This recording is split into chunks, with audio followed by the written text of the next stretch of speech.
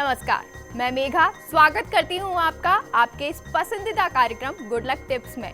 दोस्तों, हमारी हमेशा कोशिश रहती है आपको नई जानकारी देने की और हर रोज लेकर आते हैं आपकी समस्याओं के समाधान। आज कुछ नई जानकारी के साथ रहेंगे हम आपके साथ आपके खास प्रोग्राम गुड लक टिप्स में।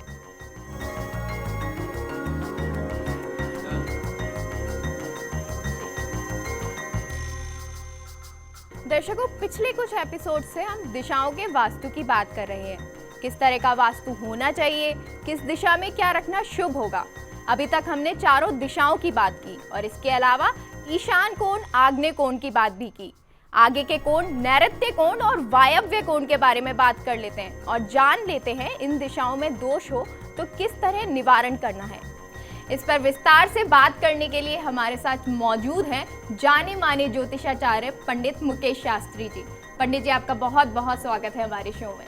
जय श्री कृष्ण, जय माता की, जय श्री हरि। चलिए तो पंडित जी से जान लेते हैं और ले लेते हैं थोड़ा दिशाओं का ज्ञान। गुड लक टिप कार्यक्रम के सभी दर्शकों के ऊपर भगवान श्री हरि का, माँ लक्ष्मी का, माँ बगलामुखी का आशीर्वाद और कृपा दृष्टि हमेशा बनी रहे। आप सभी का कल्याण हो। दोस्तों, शायद मुझे कहने की ज़रूरत नहीं है, आप अपना कागज़ पेन लेकर बैठ गए होंगे और यदि भूल गए हैं तो जल्दी से कागज़ कलम अपने हाथ में लेकर बैठ जाइए और लिखते जाएं जो मैं आज बोल रहा हूँ, बता रहा हूँ, क्योंकि आज मैं आपको बता रहा हूँ दिशाओं के बारे में। तो दिशा कैसे आपकी दशा को बदल सकती है, दिशाओं का वास्तु में क्या महत्व है,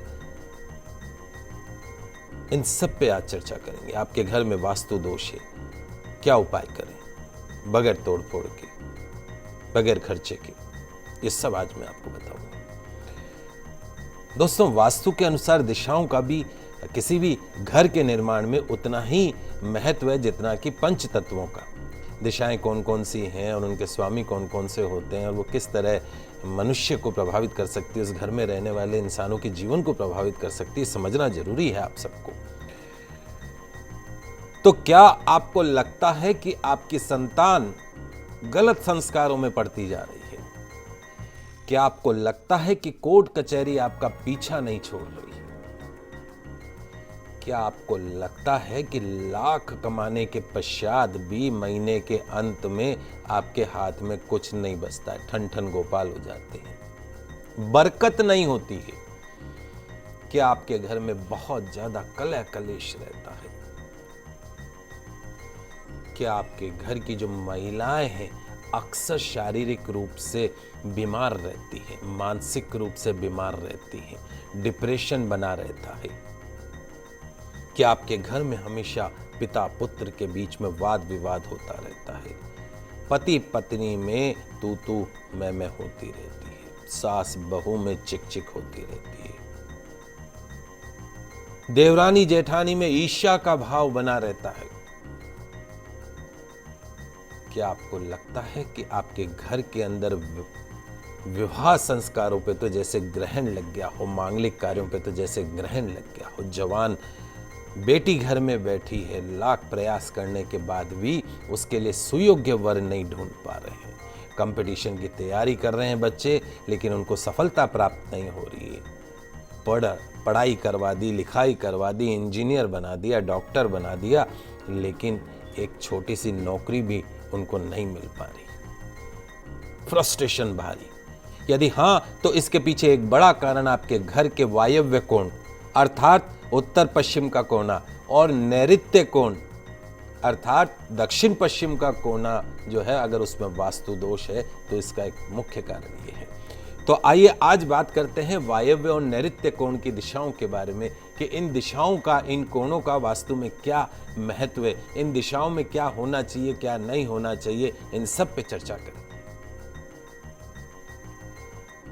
दोस्तों, बात शुरुआत करता हूं वायव्य कोण से। उत्तर और पश्चिम दिशा के मध्य का जो कोणीय स्थान है उसको हम वायव्य दिशा के नाम से जानते हैं। वायव्य कोण, इस दिशा का जो मुख्य तत्व है वो वायु, जैसा वायव्य मतलब वायु, वायु का प्रकोप सबसे ज्यादा रहता है यहाँ पे। इस स्थान का जो प्रभाव है वो पड़ोसियों से, मित्रों से, संबंधियों से अच्छे और बुरे संबंधों का भी एक कारण बनता है।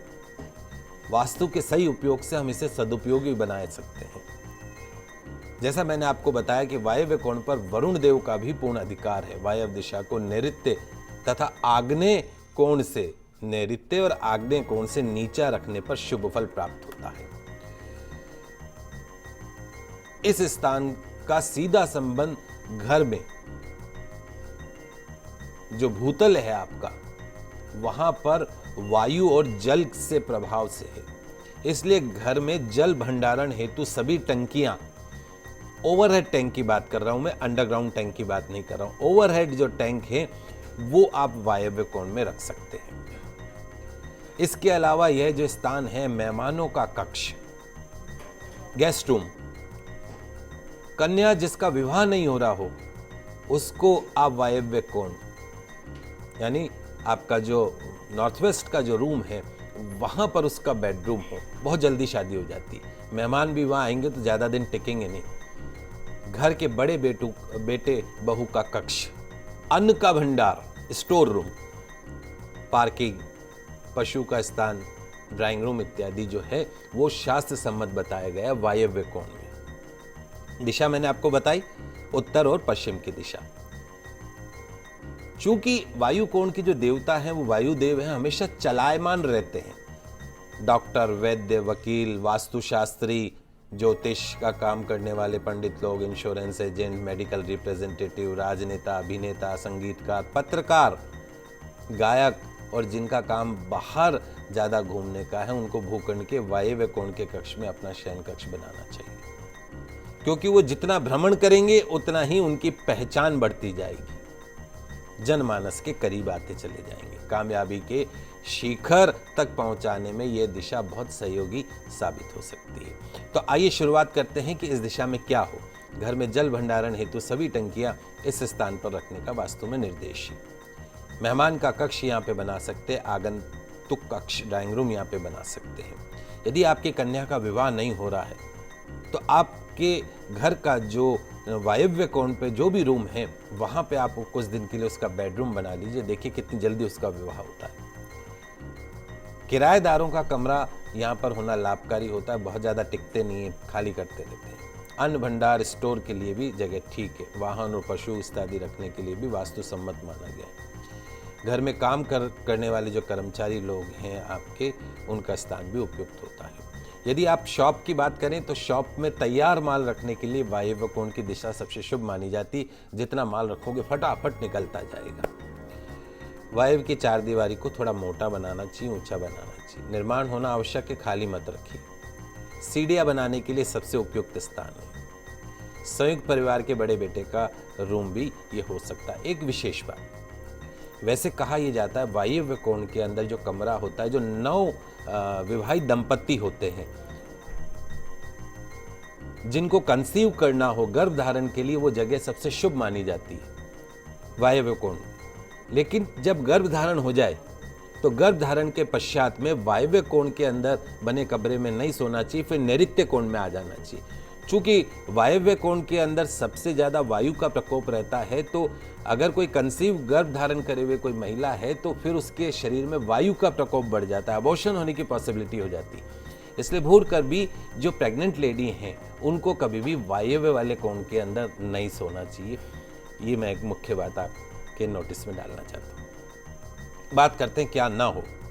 वायव्य कोण को खुला ना रखें, बड़े बुजुर्गों का कमरा ना बनाएं, डिप्रेशन में आ जाते हैं, मानसिक स्थिति खराब हो जाती है, मेंटल स्ट्रेस हो जाता है। कभी खाली मत रखिए, न तो दुर्घटनाओं का सामना करना पड़ता है। ईशान कोण से थोड़ा ऊंचा रखिए, शत्रुता और रोग से मुक्ति मिलेगी। कुआं और खड्डा और बोरिंग कभी भी वायव्य कोण में भूल के भी मत बनाइएगा। सेप्टिक टैंक भूल के भी मत बनाइएगा। बिजली का मीटर भी भूल के भी मत लगाइएगा। ये सब वायव्य कोण के अंदर नेगेटिविटी चीजें हैं कि यहाँ पे हमको क्या होना चाहिए। जो मेन आपका लैंडलॉर्ड ऑनर है, भवन का जो स्वामी है, उसका बेडरूम नहीं होना चाहिए। तो ये कुछ अच्छी सी चीजें हैं जो आपको मैंने बताई, इसका आप ध्यान रखिएगा। जी पंडित जी, ये तो आपने बताया कि वायव्य कोण में क्या होना शुभ है और क्या नहीं, लेकिन अगर वायव्य कोण में वास्तु दोष हो तो उसका निवारण कैसे होगा, ये जानना चाहेंगे। जी बिल्कुल, मैं आपको वास्तु दोष दूर करने वाले, वायव्य कोण के वास्तु दोष को दूर करने वाले कुछ सटीक प्रामाणिक उपाय बता रहा हूँ। पूर्णिमा की रात्रि चावल दूध की खीर बनाकर चंद्रदेव को समर्पित करें, ब्राह्मण को दान करके स्वयं ग्रहण करें। आप लिख रहे होंगे, वापस याद दिला रहा हूँ, लिख लीजिए। वायव्य क्षेत्र में वर्षा का जो जल होता है, किसी कांच की हरी या नीली बोतल में भरकर रखना चमत्कारिक लाभ देता है, सारे दोष दूर कर देता है। छोटा सा फव्वारा बना सकते हैं, आजकल जो फिश एक्वेरियम में है वो भी रख सकते हैं, जिसमें 8 सुनहरी मछलियां हों और 1 काली मछली हो। ये भी मैं भविष्य में बताऊंगा। अक्सर लोग मछलियों को घर में रखते हैं, तो कितनी मछली होनी चाहिए, कौन से कलर की होनी चाहिए, ये भी बहुत ज़रूरी है आप लोगों के लिए जानना। आगे कभी किसी एपिसोड में चर्चा करेंगे। अभी इतना ही कि आपको 1 काली मछली रखनी है उसके अंदर। अपनी माँ का यथासंभव आदर करें, सुबह उठकर उनके चरण छुए, उनका आशीर्वाद दें, और जितने भी शुभ अवसर हों अपने हाथ से अपनी माँ को खीर अवश्य खिलाएं। किसी तीर्थ या धार्मिक महत्व के जल स्थान नदी में पूर्णिमा के दिन चंद्रदेव का ध्यान करके दूध का अर्घ देना तत्काल लाभ देता है, यदि आपके वायव्य कोण में दोष है तो। वायव्य दिशा के दोष निवारण हेतु घर के पूजा स्थान में प्राण प्रतिष्ठित मारुति यंत्र, सोम यंत्र या चंद्र यंत्र की भी स्थापना कर सकते हैं। यदि इस स्थान पर आपको लगता है कि दोष है तो वह मारुति नंदन श्री हनुमान जी का चित्र लगा सकते हैं। भगवान शिव जिन्होंने मस्तक पर चंद्रमा को धारण कर रखा है, जटा में माँ गंगा को धारण कर रखा हो, ऐसे चित्र को वहाँ स्थापित कर दीजिए, उस दोष से मुक्ति मिल जाएगी। जी दोस्तों, वायव्य कोण के वास्तु दोष निवारण तो आपने जान लिए, आगे नैऋत्य कोण की भी बात करेंगे, लेकिन लेते हैं एक छोटा सा ब्रेक। कहीं मत जाइएगा, बने रहिए गुड लक टिप्स में।